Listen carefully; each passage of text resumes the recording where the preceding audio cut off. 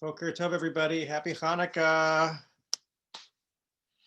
Nice to see everyone. Welcome. Oh, Welcome back to meditation, everyone. It's so great to be together and to have our session today.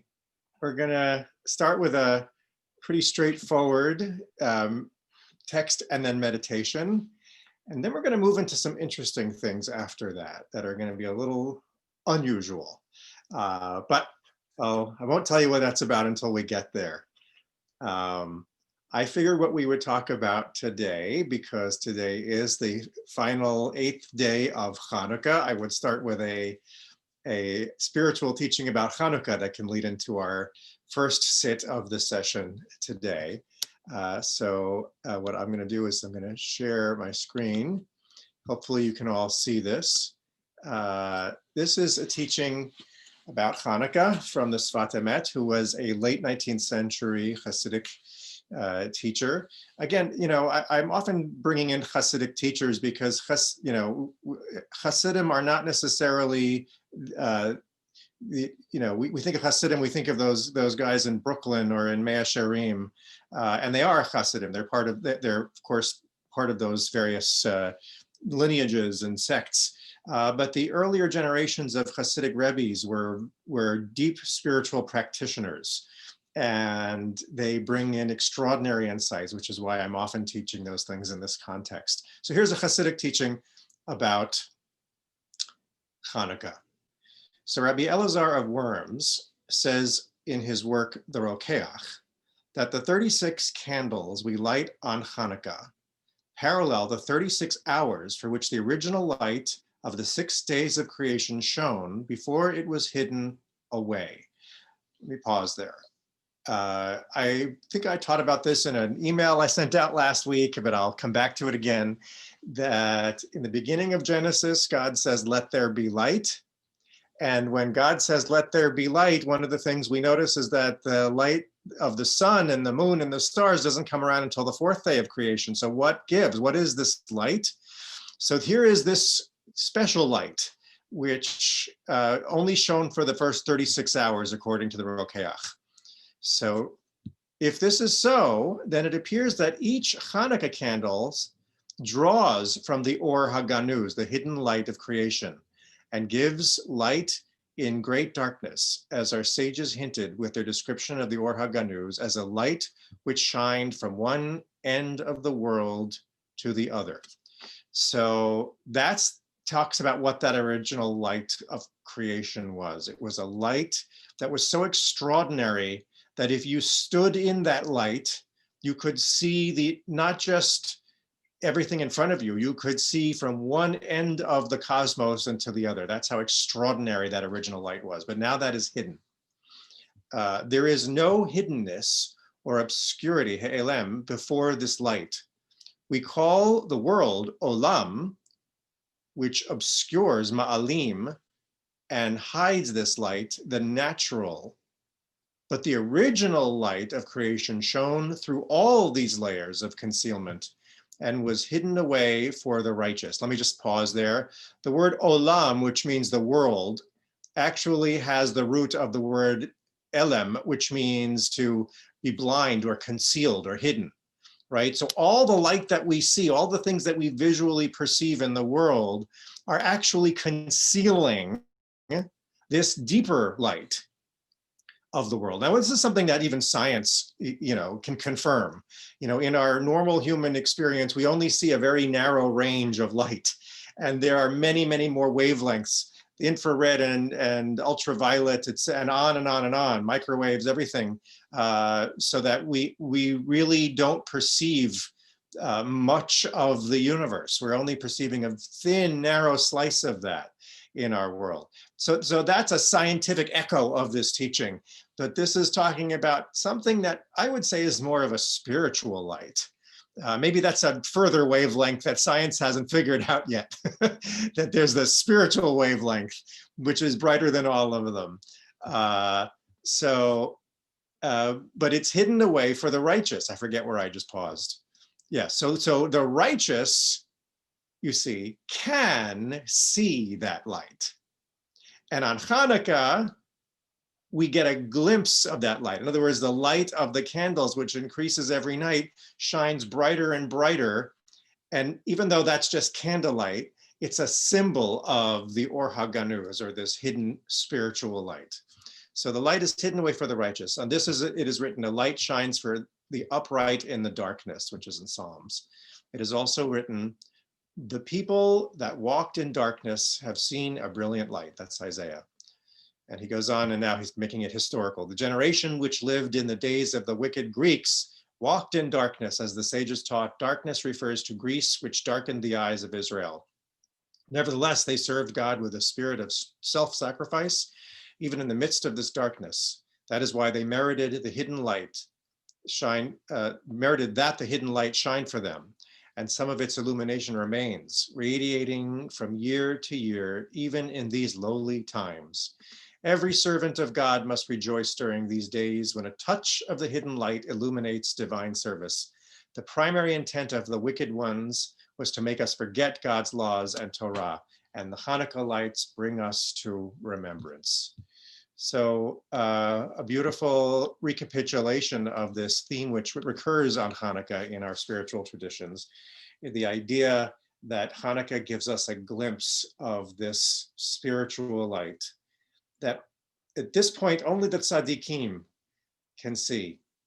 But someday we hope and pray that we will all be able to bask in that light that allows us to see from one end of the universe to the other. A pretty teaching. So let's apply this now to what we're doing here. You know, in many ways, I would say that the spiritual practices that we are doing together in this group are really teaching us how to be tzaddikim. We're practicing, we're cultivating the capacity to see the hidden light, to see it even though it's hidden from us most of the time. There's a way of accessing that hidden light. And that's what the whole theme of our session today is going to be about. How do you find that hidden light that lets you see from one end of the universe to the other? So what I want to do with us now is just, I'm going to bring us into a simple sit. And I want us to explore that hidden light that is actually available all the time. You just have to notice it.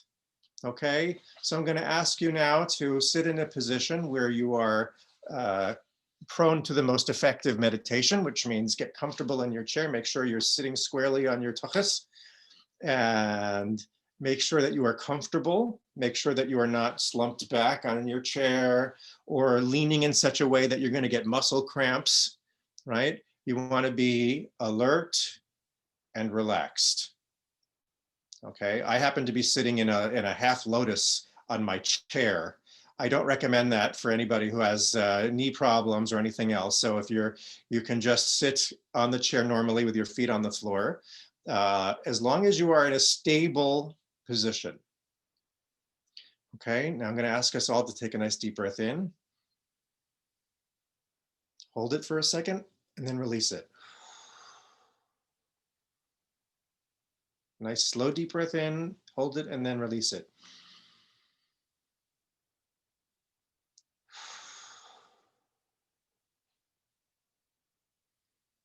And now allow your breathing to just become normal and become regular.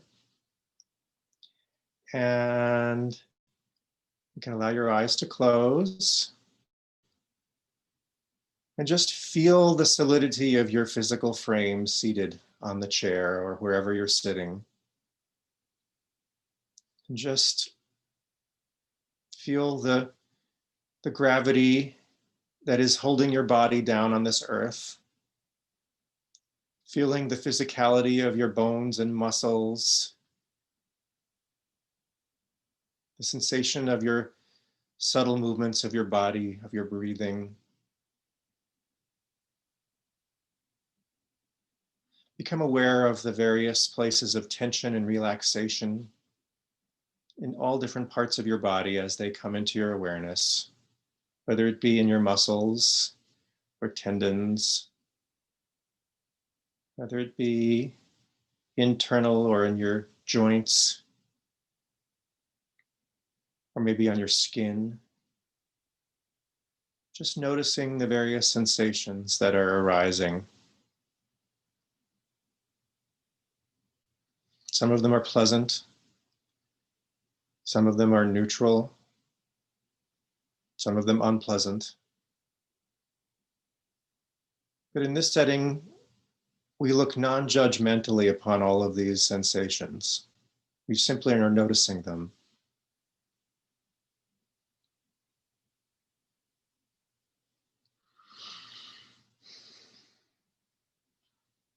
And as we're sitting, see if you can notice the really subtle sensations of your body. Maybe you might feel the beating of your heart, sensation of your pulse somewhere in your body. The subtle energies coursing through you, the aliveness. We call that the chiyut in Jewish mysticism, the life force. You can feel that chiyut, which our tradition teaches us flows in through us from God, from the higher realms. It's always flowing into us, the chiyut, that subtle life energy. In the East, they call that your chi. Same idea.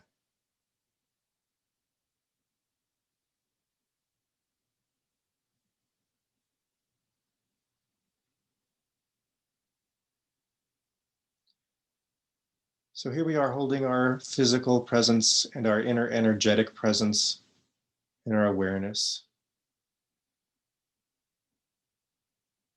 You may notice distractions. Maybe there's a voice narrating something in your head that might be about the meditation, or it might be about something completely other. It might be about just something unrelated. That's okay. That's just your mind doing its thing.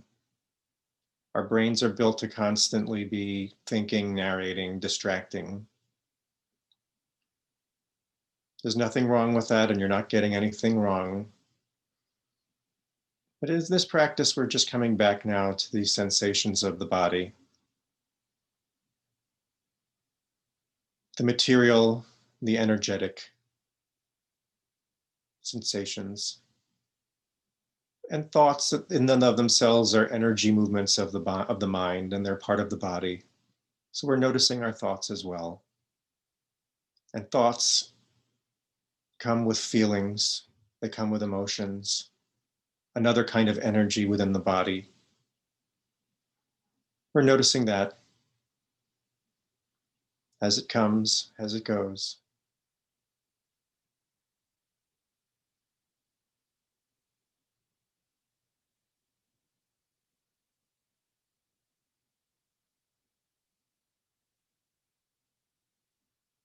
It's rather a busy place in here, isn't it?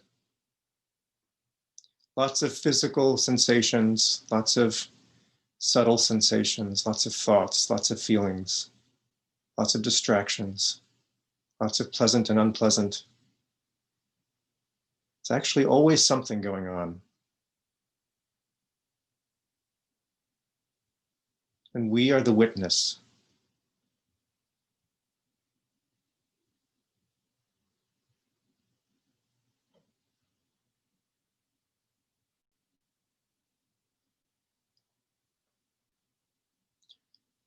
Now I'm going to ask us to notice another arising, not just the physical, not just the mental or emotional, not just the inner energetic, but to notice the awareness itself. Notice the very spaciousness within which all of these other happenings are occurring.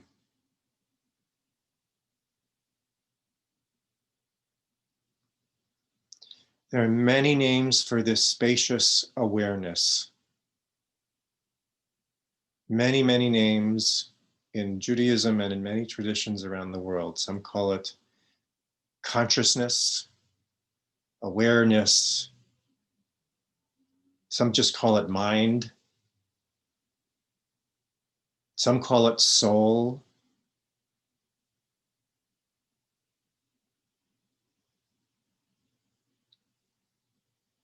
For this meditation, we're going to call it light. It's not a visible light.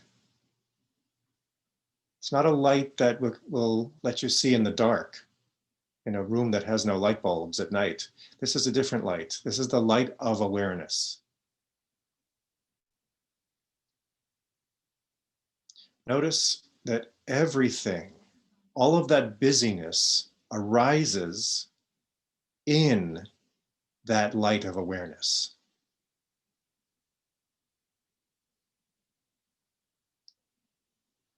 Notice that the totality of you, of everything you think of as yourself, is arising within the light of that awareness.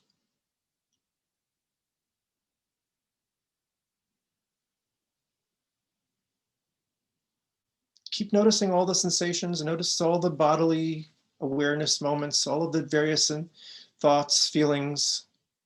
It's all happening within an awareness which is infinite.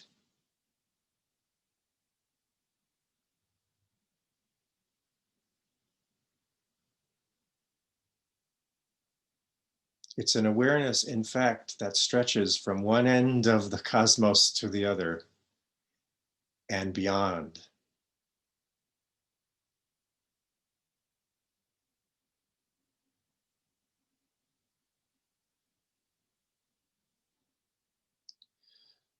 So before we just sit for a minute in silence with this, I want to point out something. Everything that you understand yourself to be is simply you, your identity, your body, your feelings are arising, yes, within that awareness. But also notice something quite extraordinary and mysterious. That awareness is you. You are that infinite light, that hidden Or Haganuz light.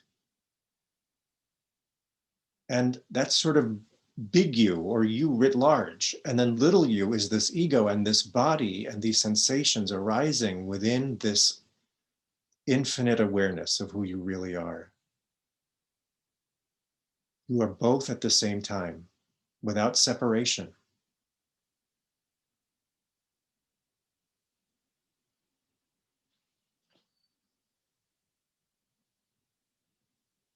We'll just sit with that for another couple of minutes in silence, just noticing all that arises within the infinite light that is you.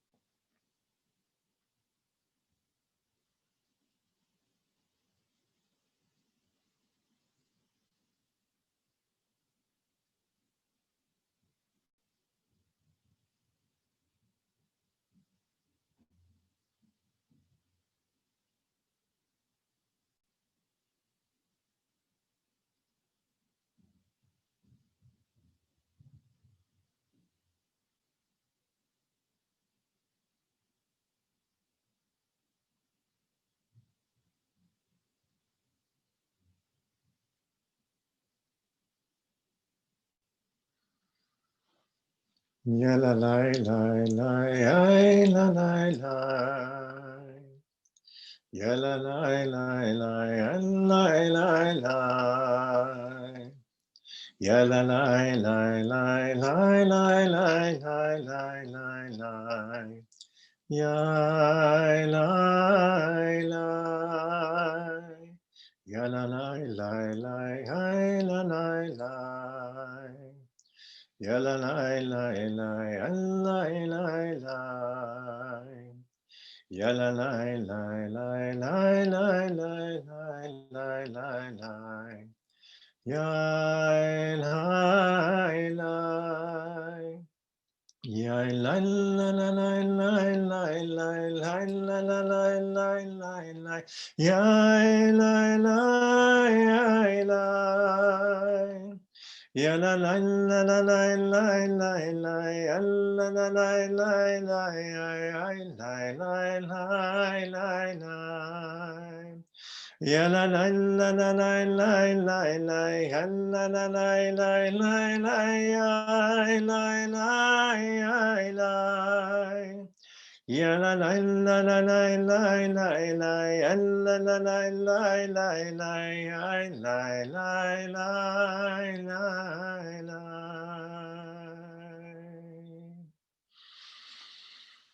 Okay, you can open your eyes and we'll pause here. If anybody has any reflections or questions on that sit or on anything related to the text or anything related to your meditation practice or anything at all, this is a time to share any questions or reflections.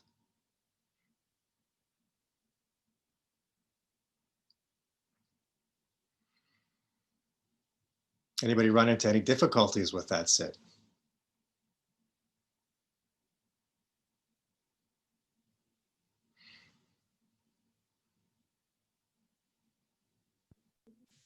I think we're still in the zone. Good. I like that. That's a good place to be.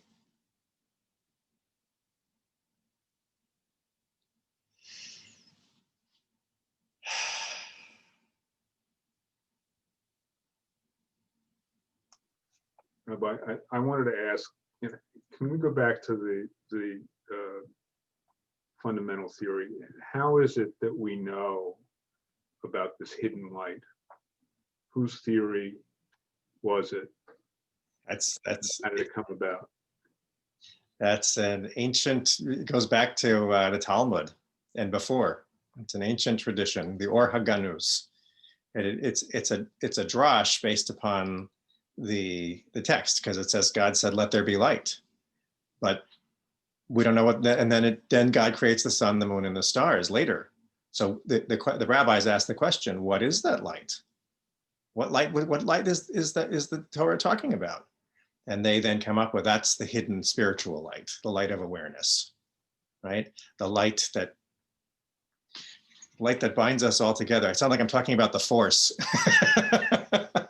But it is, that comes from Eastern spirituality, which is very parallel to Jewish spirituality. They're all, there's something called the perennial philosophy. Anyone ever heard of that expression? The perennial philosophy. The perennial philosophy is that ultimately all religions and all spiritual traditions and all philosophies all go back to the same place. When you get high level enough in all the religions, they all start saying exactly the same thing. And it has to do with this teaching, right? And so that's it all. The same teaching is this supernal unity, this light that binds everything together, right? I'm going to teach you another aspect of the perennial philosophy now, which is also very much in Judaism. I'm going to show you now through some visuals here.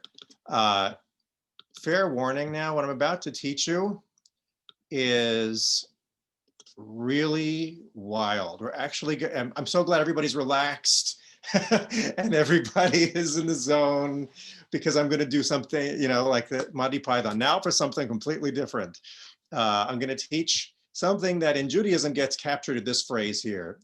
Shiviti Adonai lenegdi tamid. You may have seen this phrase. There are many synagogues that have that phrase as the phrase that is above the ark in the synagogue, or they'll have it somewhere on the eastern wall. It comes from Psalm 16. Shiviti Adonai lenegdi tamid, ki mimine bal emot. I'm ever mindful of the Lord's presence. He is at my right hand, I shall never be shaken. So shiviti is an interesting word. It's like the Hebrew word shaveh, which means like equal or balance, right? So shiviti is I am balanced, right? I am not perturbed. I am like calm waters, right? That are not a raging sea, but a calm, glassy sea. I'm shiviti. Adonai, God, is lenegdi, is facing me always. So this is a deep meditation, a deep and ancient Jewish meditation using this phrase, Shiviti Adonai lenegdi tamid. In fact, there is a very ancient and common sight that you see in synagogues and in sacred books of something called a shiviti. A shiviti is a Jewish mandala. You know, if you're familiar with what a mandala is, it's these signs, you see them in Eastern traditions. They have these often concentric circles that are used as objects of meditation. There are shivitis in Judaism. There are these mandalas, and I'll give you, I actually have some examples of one. Here is a shiviti. You see it has the name of God here written on it. Shiviti Adonai lenegdi tamid is written on the top. And then you have verses of Psalms and other verses that create, and here we have our Hanukkah connection, right? We have the menorah. Here's the 6-branched menorah that was in the Beit HaMikdash, right? And so these things would often be on the eastern wall so that the Shaliach Tzibor, when they were facing the ark, would see them and they would be reminded of the presence of God in front of them at all times. Right, so here's a shiviti. I got pictures of a bunch of them. Here's another shiviti. Shiviti Adonai lenegdi tamid. Here it is again. And once again, they use verses to create the menorah, right? So here the connection between, one of the things you might notice here is that there's a connection between Yod He Vav He, the name of God, and the light of the menorah. The menorah, whether it be Hanukkah or the menorah that was in the Beit HaMikdash, that represents this Or HaGanuz, this hidden light. So we associate the name Yod He Vav He with the hidden light of the menorah. Okay, so that's another example of a shiviti. Yet another example of a shiviti. This one looks like this is from, sometimes they put them on the front page of of Sifrei Kodesh, of Talmuds and Midrash collections and other commentaries. So you would have a shiviti here. So this is a beautiful print of a shiviti. Again, it's always the same kind of elements. Yet another one. I went nuts. You can go crazy with Googling images, right? So the same idea again. And here's an example of a modern shiviti. Don't quite see the menorah in it, but they've taken the word shiviti Adonai lenegdi tamid and turned it into a kind of flame. So the flames of the menorah are captured. So it's a little more abstract, but still using the letters of the words to capture the idea of shiviti. So what I want us to notice through these shivitis and through that phrase itself and through its meaning is it's connected to the Or HaGanuz. It's connected that with the name of God, in a sense, is synonymous with that Or HaGanuz, with that light that we see. And here's the Baal Shem Tov, the founder of Hasidism. This is just his teaching on it. The word shiviti is related to the word hishtavut, equanimity. Everything that may come upon a person should be perceived in the same manner, for Hashem placed it there.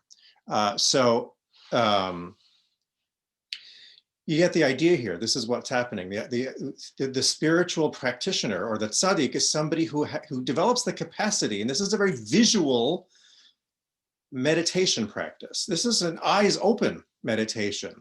that comes out of Judaism. It's not an eyes closed meditation. It's literally cultivating the capacity to see the Or HaGanuz, or God, the light of God, with eyes wide open in the world, to walk around the world, not just when you're leading prayer, but to see Adonai Lenegdi Tamid, always. And so how do we do that? I've taught this concept before. I just put it back here in our session, the concept of timimut, or simplicity, right? When Abraham was 99 years old, the Lord appeared to Abraham and said to him, I'm El Shaddai, walk in my ways and be simple. Hitalech lifanai v'hiya tamim. I'm teaching this line just because if you want to learn, and we're going to practice it today, how to see that light, how to see Adonai negdi tamid, always in front of us, we have to practice looking and seeing in the most radically simple way we can possibly see. Okay, bear with me. I'm about to teach this idea here. And I'm a little nervous about teaching this. I'll be very honest. I'm a little nervous about it because this is not like our sitting meditation that we've done before. This is something very, very different. Some of you will get it and go, wow, this is really amazing. And some of you will be like, what the heck is this guy talking about? If you are among the latter category and you're saying, what the heck is this guy talking about? Don't worry. You don't, it's another way to do this. And if we continue to do these various practices, even what I'm teaching today will become clear eventually. Okay, that's the best preamble I can give to this teaching I'm about to give. I'm actually going to teach the meaning of the Shiviti by teaching a technique taught by a 20th century English philosopher whose name was Douglas Harding, and not Jewish. Douglas Harding created this technique that is called the headless way, the headless way. And you're going to think I'm Meshuggah, but I promise you, you know me well enough to know I'm not Meshuggah in teaching this. So bear with me. Here goes. I want you to take your finger and point at something. Okay. Now here's what you're going to want you to do. Okay. Literally, I want you to physically do this. Point at something, not at the computer screen, something across the room or the space from wherever you are. Pick one object and point at it. Just pick one thing. Okay. Now, be tamim, be simple. This is the simplest, most radically simple way of looking. On present evidence, what do you see? Right? What do you see? You are seeing something, whatever it is. It has shape. It has color. It has form. And it appears to your visual sensibility. Okay, so you're just pointing at that one object across the room with your finger. And it's very important to use your finger to point at it. Okay, now I want you to now shift what you're pointing at, point to the floor. Okay, take your finger and look at what you're pointing at, and don't stop looking at what you're pointing at. Okay, point at the floor. What do you see on the floor? You see something that has color, something that might have texture. It has shape or shapes, right? It's a purely visual experience, right? It is, you are pointing at something. Now move your finger again and point at your lap. Okay? Just point right at your lap. Again, same thing, color, texture, shape. It has physical material qualities that you can quantify. Now point at your chest. Just bring your finger and point to your chest and see, look down at your chest. Okay, again, same things. It has material qualities, color, texture, shape. Now, take the same finger and hold it like this. Point it directly and fix your gaze on the point of your finger pointing at you. Okay, now, on present evidence alone, what is your finger pointing at? And I want you to unmute yourself because this is not like a typical, I want you to unmute yourself because I want you to tell me, I want you to comment as we're doing this. Okay. I want you to tell me now, what is your finger pointing at?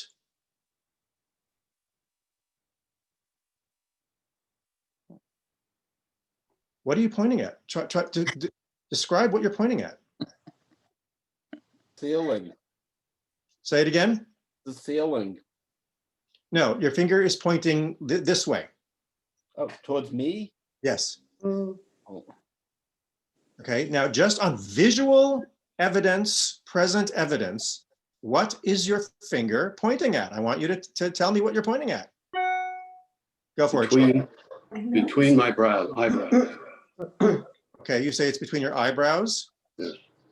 Okay, so you see your eyebrows? Well, I'm picturing what's behind it, yes. Okay, but that's not on present evidence. That's your thinking. Mhm. That's your thinking here. Now it's getting trippy, okay? You don't see, I mean, maybe you see your eyebrow. I can't see my eyebrows. I'm pointing at my breath. Okay, on present evidence, can you see your breath? No. So is that, I'm not trying to, like, maybe you see your breath, maybe you're outside. No, I experience it. Okay, but so there's a sensation of breath, Right. but what are you pointing at? Myself. My nose. Susan, I see a hand. It's like a presence. Uh-huh, oh, that's interesting. So there is something that's present that you're pointing at. Hmm. Good. Patty, you want to say? My chin. Do you see your chin? I can't see my chin. What am I looking at when I'm pointing? Yeah, look at your finger. Where is your finger pointing? Oh, I'm looking at the tip of my finger. Where is it pointing? Well, it's pointing. It's kind of pointing towards me and my chin. I can't see my chin, but I But you can't are- see any of the things that it's pointing at. Aha.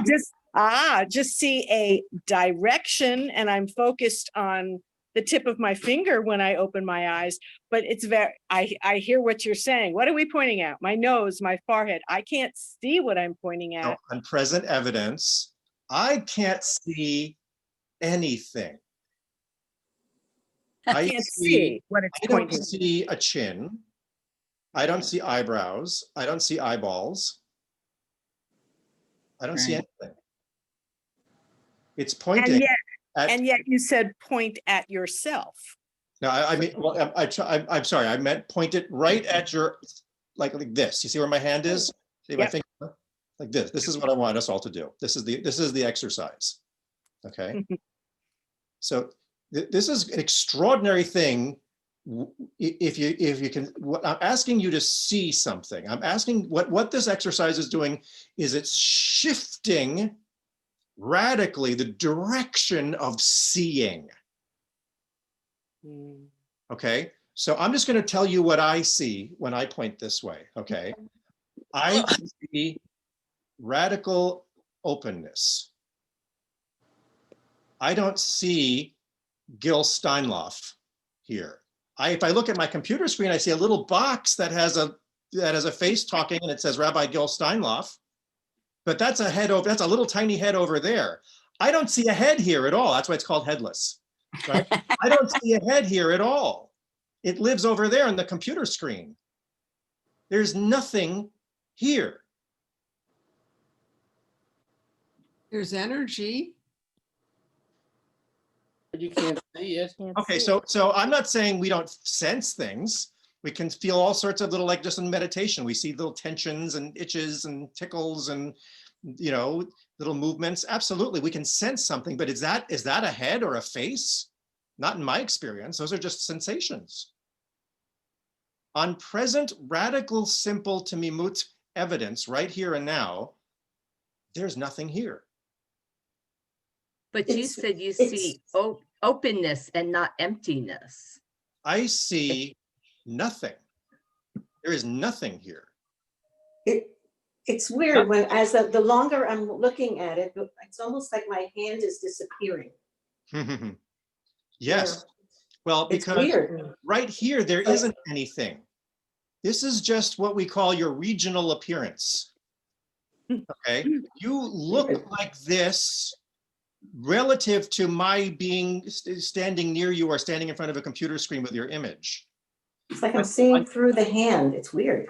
You are nothing right here. That's what this is. I mean, that's where I am. I shouldn't speak for you. You might, you know, Okay. in my experience, I don't live inside this big meatball here. Okay. I don't experience that at all. I experience nothing. Oh, just the void here. So let's keep experimenting with this idea, okay? Just so that we can try to get it from different angles here, okay? Don't worry, I'm gonna connect this back with the Shiviti thing soon enough, but this is still part of the experiments here, okay? Let me try to describe it. I mentioned the regional appearances. If you don't believe me that I'm nothing here, well, I would invite you, if we were in the same room together, to come closer to me. Okay, if you came really close to me, you would see my face would take up the entirety of your visual plane. And then if you came even closer to me, you would eventually, my face would turn into a big blur. And then if you had the proper kind of instruments with you, you would eventually, they would resolve themselves and you would start to see individual cells. And then if you got even closer to me, you would start to see molecules within those cells. And then if you got even closer to me, you would start to see just atoms, which are almost entirely what? Empty space. And if you got to 0 distance from me, you would be in radical emptiness. Welcome to who I really, really, really, really am. I am the radical emptiness, the void. It's a mysterious void, and it's not a dead void. It's radically alive because it's giving birth to everything. You following this train of thought here? But couldn't you say the same thing? The first thing I pointed at was a clock, which is black and it's got green numerals. But wouldn't you say if I got closer and closer and closer, that too Absolutely. would be nothingness? So remember the first meditation we did? You are that infinite light within which little Sharon is arising. The whole universe is actually arising, including Sharon and the clock, within that infinite void. That's directly on show all the time. It's always there. Tzaddikim can see it, and now you can too. Let's do another experiment to try to show you what this is about, okay? How many of us are wearing glasses? Okay, good. That's most of us are, but it doesn't matter if you don't have glasses. I have a question for you. How many eyes are you looking out of? 2. 2. 2. Okay. 2. You know that for a fact on present evidence, or do you think you look out of 2 eyes because you've been told that and you've seen pictures and you look in a mirror? This is interesting because when I read, I close one eye and I know I'm only looking at one eye. Okay, that's interesting. Interesting. Okay, now I want you to do something with me. Take your glasses off, and if you don't have glasses, make glasses with two holes like this with your hand, okay? Whatever one. Hold the glasses out, or your fake glasses on your face, and you see 2 lenses, right? Mhm. I want you to very slowly bring the glasses to your face and notice how many lenses you are looking out of. 1. Notice how the 2 different discrete things merge and become 1. Oh, wow. Yeah. Okay, now on present Tamimut evidence, nothing else, how many eyes are you looking out of? I find that I'm looking out of only 1. 1 eye. That's wild. So there is only one single source of light, or haganuz, a singular awareness, a single visual field within which everything else arises. Right? Now, again, this is what we're looking at, is what we're finding here in this exercise, is who we really, really, really are. We have all been deluded because of our conditioning, because we're humans, we live in these social groups. When we were little babies, we automatically saw the world this way, in this incredibly simple way. That we were, when you look at little babies, they are absolutely seamlessly one with the universe. They cannot distinguish themselves from the universe. And then the maturation process is that you learn that little, sometimes little kids look at somebody in the mirror and they think they're looking at another little child. They haven't quite figured out that they are not just everything and everything is happening within them, right? And then we go through the process of figuring it out. Our parents tell us that we are this one body and this one head and this one face. And our socialization teaches us that. And all the books we read and all the schooling tells us that. But the reality is that we are, I mentioned the perennial philosophy. The great secret of the perennial philosophy of all religions, they're all saying ultimately this one thing: you are not what you look like. You are much, much more than what you just look like. You are not just this body. You are, what you really, really are is actually emptiness. But notice that this emptiness is not just death or the void. It's infinite capacity for the whole universe to arise in, and it does mysteriously and miraculously. You can always find that void by going like this. It points back to the no thing that you really are. Everybody take your hands like this, put them out in front of you like this. Okay, now slowly, keep paying attention to your hands as they move into your peripheral vision, and keep moving it back. Keep moving it back until you're behind your head. Where did your hands go? Where are your hands now? Well, I know they're behind me, but you think they're behind you, but I don't know for sure. They disappeared into the void. At the end of my arms. I feel something at the end of my arms. I can sense something, but do I see anything? No. So I believe that Hashem created us with these visual cues that teach us who we really, really are. Okay, that's how I like to say it, right? That there is, now go to we're going to do one last exercise here. I want you to hold your arms out wide so that your hands are just on that precipice of your peripheral vision. Notice they live literally on the border of the void and the given, the visual, right? You are now stretching your arms from one end of the universe to the other. Right? The entire universe is arising in this void right here. Right? You can literally, Or HaGanuz, the hidden light, enables you to see from one end of the universe to the other. And look, there it is. The void behind your hands is infinite. It's infinite. And that's what you really, really, really are. You're not just your head or your face or your body. All of that is arising in you. And I am arising in you. And all the other faces here are arising in you. And everything around you in the world is arising in you. So now let's bring this back to Judaism. Shiviti Adonai lenegdi tamid. We say, I am in balance, right? The balance that we're talking about is the balance between the infinite void and the limited universe that is miraculously arising within that void. I am now Shiviti because I am aware of both of them at the same time. Adonai is the void. It's lenegdi tamid.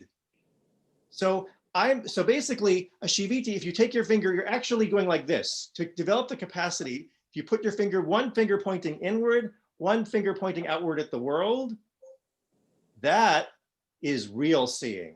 It's both out-seeing and in-seeing. Always, and what's beautiful about this technique is that you don't have to meditate for years and years on end to be aware of this infinite void within which everything is arising. You just look. It's always there. Always. And if you begin to work with this, you begin to see how it can start to change your life.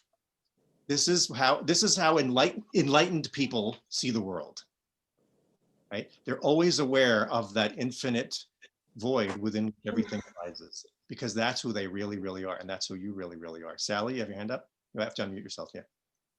What is the relationship between the infinite void and our neshama? Nothing. Nothing. It's all the same. Right? You know, right now the infinite void is creating capacity and space for Sally Heckelman. So that act of the infinite void birthing Sally Heckelman in this moment, that's what we call neshama. Right? That's really what it is. But there's no separation in any of these things. And the more you actually occupy this practice, the more extraordinary you realize it is.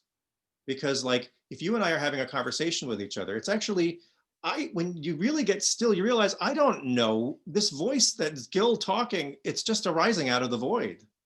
I think, you know, it's just as, you know, Sally, if you're talking to me and my voice is talking to you, it's coming out of the void. We're both two voices coming out of the same infinite void, which is who you really are.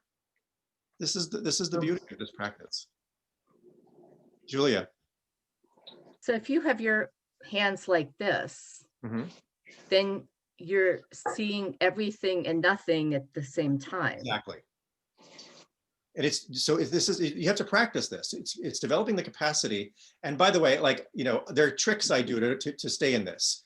Just going for a walk, it's the most remarkable thing in the world when you practice this, because suddenly you notice that it's not that I'm walking down the street is moving through me. I don't go anywhere. I am absolute stillness. I am absolute peace. There is no movement at all in who I really, really am. The world moves through me. So again, the perennial philosophy is I am not only not what I look like, I am radically the opposite of what I look like. You know, I look like I'm this, you know, I'm going gray in my beard and the years are going by and I'm, you know, and I'm this creature that's going to live and is going to die. But who I really am is beyond birth and death. I am none of those things. And this is the visual practice of that. And by the way, it's not just visual. You can do this with your eyes closed. Right? You might notice, in fact, I'm going to do a 1 minute meditation. Everybody just close your eyes. Okay. Now, with your eyes closed, you can just start with the simplest question. Where's your body? Well, you can't see a body. There are lots of sensations, but does that form a physical body? No. And on present evidence, how big are you? On present evidence, you don't know if you are a micron in size or you are the size of a galaxy. On present evidence alone, you have no size. You're infinite. And the body and the sensations are arising within the infinite. But then again, there's no coherent body here. It just appears that way.